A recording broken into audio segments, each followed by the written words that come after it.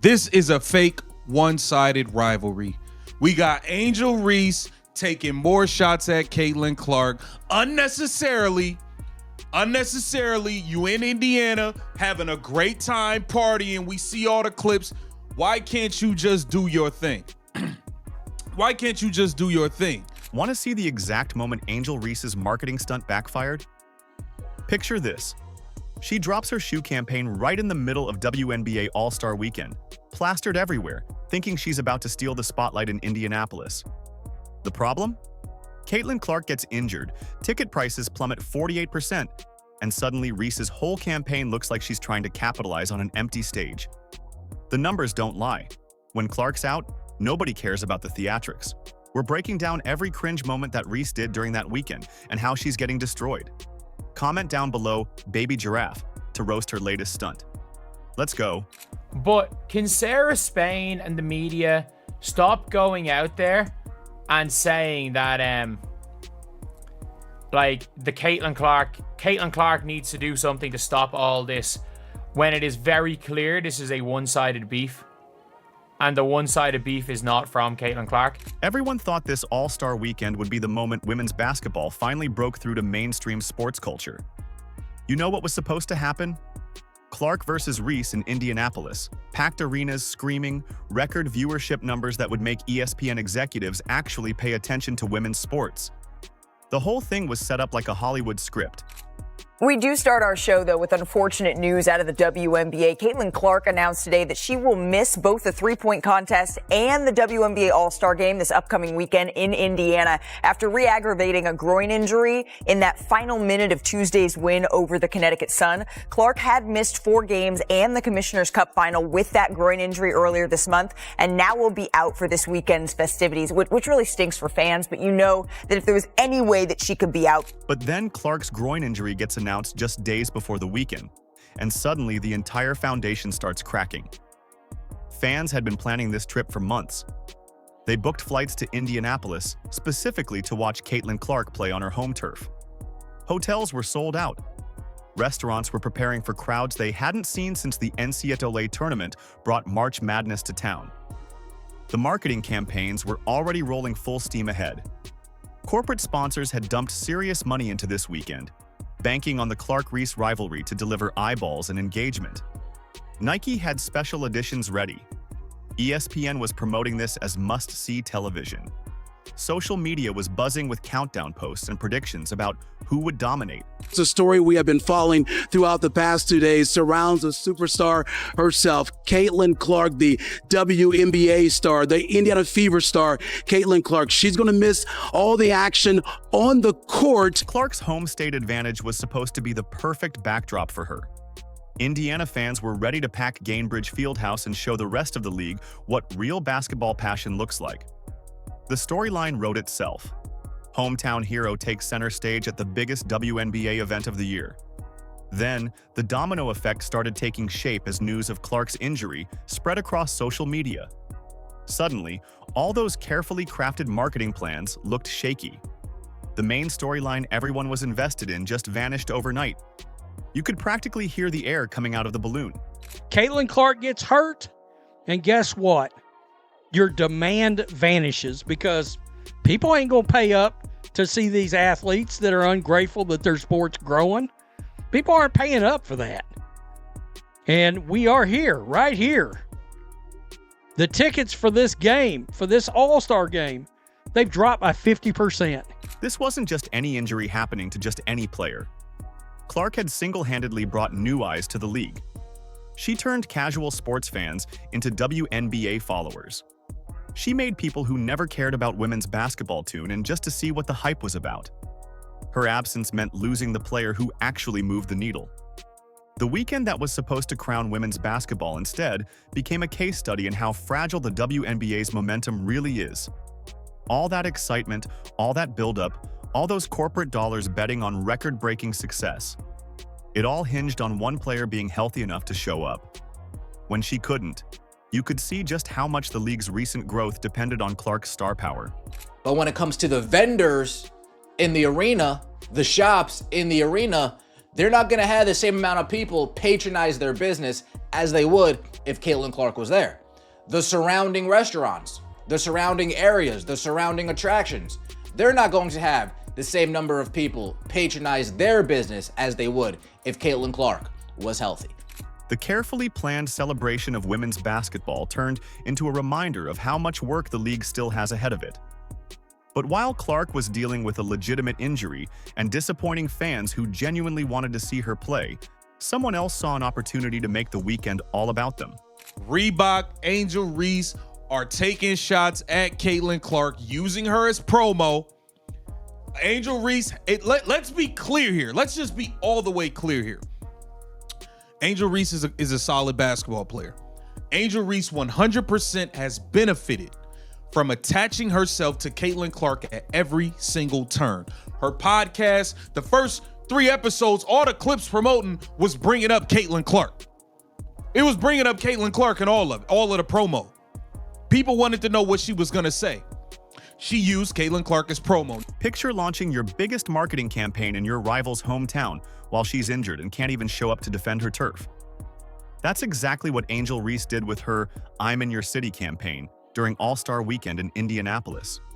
She rolled out her Reebok signature shoe launch with billboards, social media pushes, and messaging that screamed territorial takeover right in Caitlin Clark's backyard. Angel Reese, I'm in your city.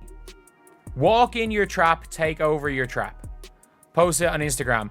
There's about 15 fans there and Reebok put up a board. You would expect Reebok to put up a board. Let's never forget that when let's never forget the gigantic Caitlin Clark Nike billboard in Chicago. Let's never forget that. So if Reebok didn't put up a board for Angel Reese, the timing couldn't have been worse or more calculated depending on how you look at it. Reese's team crafted this entire campaign around being in Indianapolis, knowing full well this was Clark's home turf. The shoe launch wasn't just about introducing a product, it was about making a statement in enemy territory. Is you continue to take shots at her, and then when them shots get fired back, nobody likes it. We don't have no videos of Caitlin Clark really taking shots at Angel Reese. Look at what Angel Reese and Reebok are doing for views. Walk in your trap, take over your trap. This is promo they're doing in Indianapolis, where Caitlin Clark plays. That is a clear shot. It's a clear shot. Like I said, this is a fake rivalry. I think you've won 1 game versus Caitlin Clark. You've never won in Indiana at all. It's just like you continue to attach yourself to her at every turn and use her as promo. Let's be real about what happened here. Reese plastered, walk in your trap, take over your trap, messaging all over social media, even using Bankroll Fresh's track, take over your trap, on her Instagram story. You know what that sounds like when your main competition is sitting out with an injury? It sounds like you're trying to claim victory in a fight where your opponent can't even show up. Fan reactions on social media told the whole story. People were calling it opportunistic and classless given the circumstances. Some fans applauded the marketing move, but way more questioned why Reese felt the need to go this hard when Clark was dealing with a legitimate injury. The comments ranged from playful jabs to straight-up criticism about the timing. Caitlin Clark has never said a negative word about Angel Reese. Caitlin Clark has never said a negative word, or like, to be honest, when it comes to Caitlin Clark, like, she did show it by her actions. Showed it by her actions. She didn't need to say, I'm taking over Chicago. She did, however, go and put up 31 and 12, set a career high with 12 assists, be the only player in the history of the WNBA ever to have 31 and 12 in a game. She did, in fact, do that and then try to hype up the Chicago crowd. So it's like, fair enough, you want to say, oh, Caitlin Clark did this, then show it with your actions. Go and win MVP. Go and win MVP. Don't just be like, this is my city. Don't just come in and be like, this is my city. You've never won a game. Has she won a game in Indiana? I don't think she's ever won a game in Indiana. I actually do not think she has won a pro game in Indiana. Here's where it gets interesting. Reese doubled down instead of adjusting her approach when Clark's absence became official. Other players in the league showed respect for Clark's situation and toned down any competitive messaging, not Reese. She kept pushing the campaign full steam ahead like nothing had changed. The contrast was obvious. While other All-Stars focused on celebrating the weekend and the league's growth, Reese was out there trying to make it all about her rivalry with someone who couldn't even defend herself on the court. One video analysis noted that Reese's team was absolutely great when it comes to marketing and designed the campaign to generate conversation, even if that conversation was negative. Now with Reebok she's using, this is nonstop. She has attached herself to Caitlin Clark at every single turn, and she has benefited. Let's be clear here. Yes, she does receive backlash. She does receive negativity, but she has benefited greatly. She has made millions of dollars off of attaching herself to Caitlin Clark and using her to make her brand bigger. What was supposed to be a bold marketing move instead came across as trying to win a game where your opponent couldn't even suit up. You're talking about taking over someone's city while they're injured and can't play. That's not competition. That's opportunism dressed up as confidence. The whole campaign highlighted what one analyst called a completely one-sided rivalry. Reese was out there throwing punches at air while Clark was dealing with actual basketball problems. But the real proof of how badly this backfired was written in cold, hard numbers. This is absolutely a one-sided rivalry. And we've got to say it like it is. Like, we can't say Caitlin needs to do this, Caitlin needs to do that. Let's be real. The only reason this is still a rivalry is because the other side of the rivalry won't stop it. And by the way, it is extremely beneficial for Angel Reese to be in this rivalry. Want to know exactly how much Caitlin Clark is worth to the WNBA? Just look at what happened when she couldn't play. The ticket price collapse tells the whole story.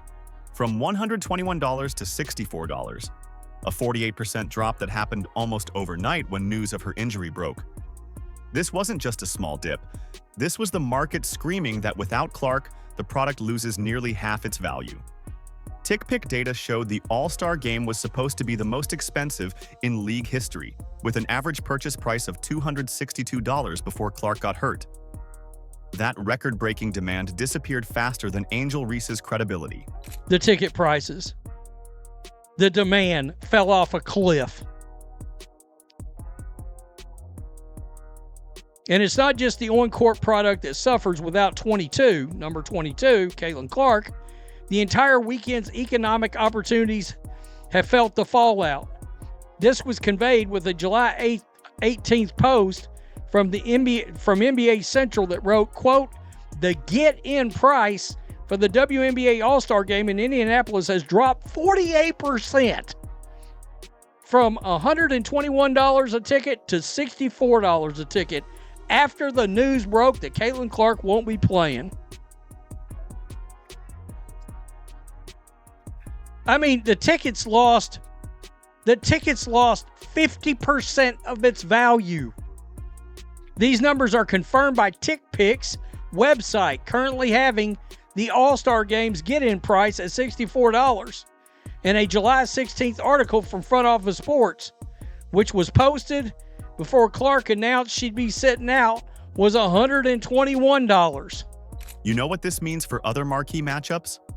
Clark's presence inflates demand across the board in ways the WNBA has never seen before. When she missed regular season games in late May due to a quad strain, resale prices for Fever Road games dropped 47% for Washington and 71% for a Chicago game. That's not normal athlete impact. That's superstar economics. Corporate sponsors and TV networks had to scramble to adjust their expectations and coverage plans. Event packages through WNBA experiences had sold out in advance. The arena sold out within hours of seat releases. All that planning and investment suddenly looked shaky when the main attraction couldn't show up.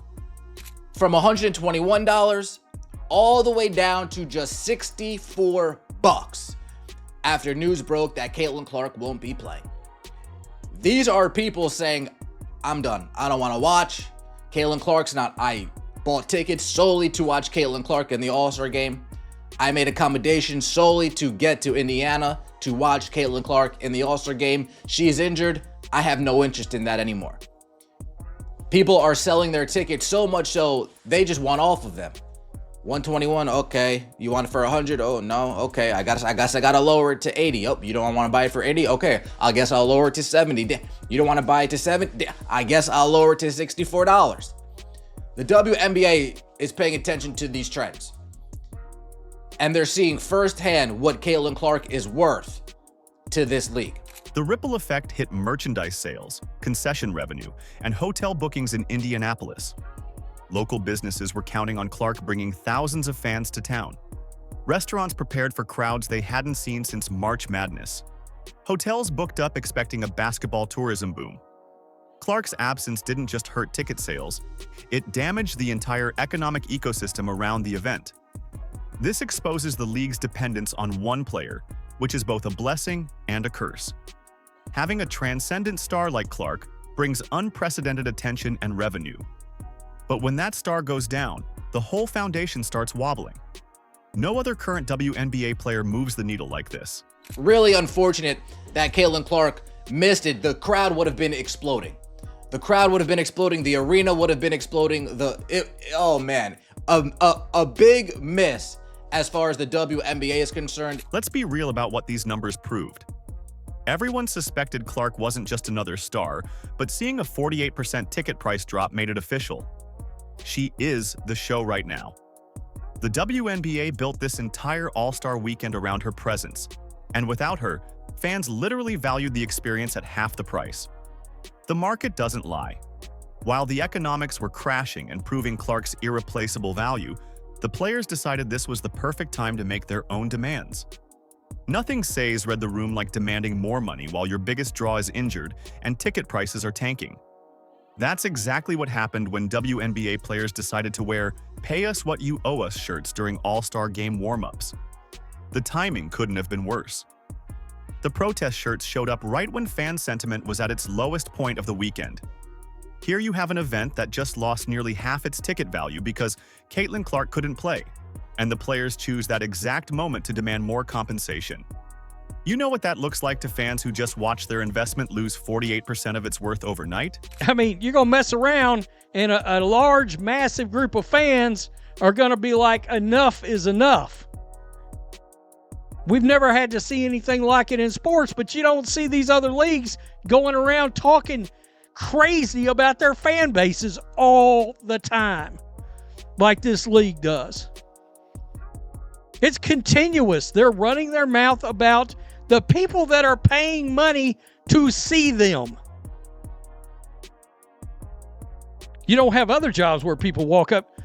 You're in a public job that's in front of the world. Players chose the exact moment when their product's value was being questioned to demand a bigger slice of the pie. The WNBA is in the middle of CBA negotiations, with players pushing for better travel conditions, higher salaries, expanded rosters, and more support for mothers. These are legitimate concerns that deserve attention. But the timing made it look like the players were completely tone-deaf to the economic reality playing out in real time. Let's be real about how this landed with fans. Social media exploded with criticism, pointing out the irony of demanding more pay when half the audience only showed up for one player who wasn't even there. Comments ranged from confusion to outright anger, with many fans feeling like the players were biting the hand that feeds them. The optics were terrible. A bunch of players and coaches over the last few days have complained without being fine-worthy about officiating. I just want to see about your thoughts on if officiating is an issue and how it can be improved. Because clearly there seems to be problems or disconnect between what players and coaches feel and what officials are actually calling. The legitimate grievances behind the protest got lost in the poor timing. Players are frustrated that their salaries haven't kept pace with the league's growth, especially with a new $2.2 billion media rights deal starting in 2026.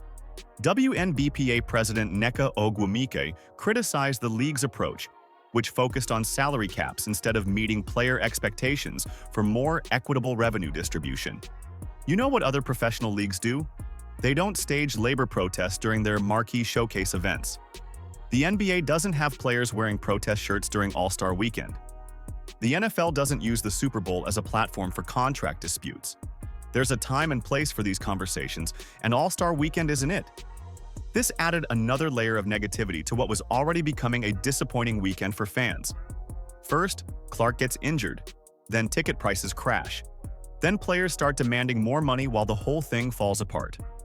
Commissioner Kathy Engelbert called the negotiations productive and constructive. But players dismiss the discussions as a wasted opportunity. I know as a fan of sports for 60 years now, I know that, no one's ever happy with officiating. All sports deal with it, but we're working hard to make sure we're putting the best product out on the court, and our officiating then follows that. The protest highlighted real issues, but came across as players demanding raises while their biggest star was sidelined and their product was losing value. Even Clark herself said, "We should be paid more." But she wasn't the one wearing protest shirts during warm-ups. But here's why none of this doom and gloom matters in the long run. This weekend proved Clark isn't just a player. She's the foundation the entire league's growth is built on. When she goes down, ticket prices crash by 48%. When she's healthy, the WNBA breaks attendance records and gets mainstream attention it's never seen before. Angel Reese can launch all the shoe campaigns she wants in Indianapolis. She can plaster "I'm in your city" billboards everywhere and act like she's taking over. But you know what? The numbers don't care about her marketing stunts. Without Clark there to actually compete against, Reese was basically shadowboxing in an empty gym while fans lost interest and stayed home. This setback will only make Clark's return more powerful and the Fever's championship run more compelling in 2025. Comment down below, "Baby Giraffe," to roast Reese's latest stunt. Like, subscribe, and turn on all notifications so you never miss out. Click the video on the screen, and we will see you in the next one.